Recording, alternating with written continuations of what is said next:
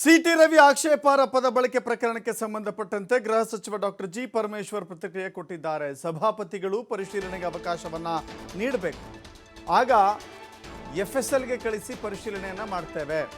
ನಿಯಮಗಳ ಪ್ರಕಾರವೇ ಪೊಲೀಸರು ಕೆಲಸ ಮಾಡ್ತಾರೆ. ಇದು ಸದನದ ಒಳಗೆ ನಡೆದಿರುವಂಥ ಘಟನೆ ಆಗಿರೋದ್ರಿಂದ ಹೊರಗೆ ಮಾಧ್ಯಮಗಳ ರೆಕಾರ್ಡ್ನಿಂದ ಹೊರಗಡೆ ಬಂದಿದೆ. ಗೃಹ ಸಚಿವ ಡಾಕ್ಟರ್ ಜಿ ಪರಮೇಶ್ವರ್ ಹೇಳಿಕೆ ಕೊಟ್ಟಿದ್ದಾರೆ. ಅಂದರೆ ಇನ್ಸೈಡ್ ಆಗಿದೆ, ಅಲ್ಲಿ ರೆಕಾರ್ಡ್ ಖಂಡಿತ ಇದ್ದೇ ಇರುತ್ತೆ. ಅದನ್ನೆಲ್ಲವೂ ಕೂಡ ಪ್ರಗತಿ ತನಿಖೆಗೆ ಸಹಕರಿಸಬೇಕು ಅನ್ನುವ ನಿಟ್ಟಿನಲ್ಲಿ ಮಾತನಾಡಿದ್ದಾರೆ. ಆಧಾರದ ಮೇಲೆ ಎಲ್ಲವೂ ಕೂಡ ಮಾತುಗಳು ನಡೀತಾ ಇದೆ.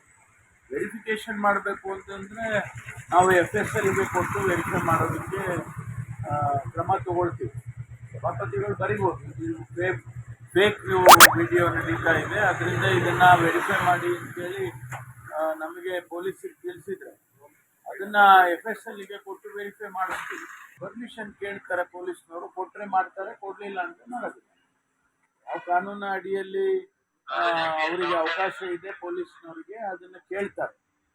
ಅದು ಸಭಾಪತಿಗಳು ಅವ್ರದ್ದೇ ಆದಂಥ ನಿಯಮಗಳಿದ್ದಾವೆ, ಅವರೇ ತಿಳ್ಕೋಬೇಕು. ಗೃಹ ಸಚಿವರು ಇದ್ದಾರಾ ಇಲ್ವಾ, ಕಾನೂನು ಸುವ್ಯವಸ್ಥೆ ಕರ್ನಾಟಕದಲ್ಲಿ ಸರಿಯಾಗಿದೆಯಾ ಇಲ್ವೋ ಅನ್ನೋದು ಅವ್ರಿಗೂ ಮಾಹಿತಿ ಇದೆ ಅಂತ ನಾನು ಅಂದ್ಕೊಂಡಿದ್ದೇನೆ. ಯಾವ ರೀತಿಯಲ್ಲಿ ಗೃಹ ಸಚಿವರು ಇಲ್ಲ ಅನ್ನೋದನ್ನು ಅವ್ರು ಹೇಳಿ, ಆಮೇಲೆ ಅದಕ್ಕೆ ಉತ್ತರ ಕೊಡೋಣ. ಅವರೇ ನಮಗೆ ಏನು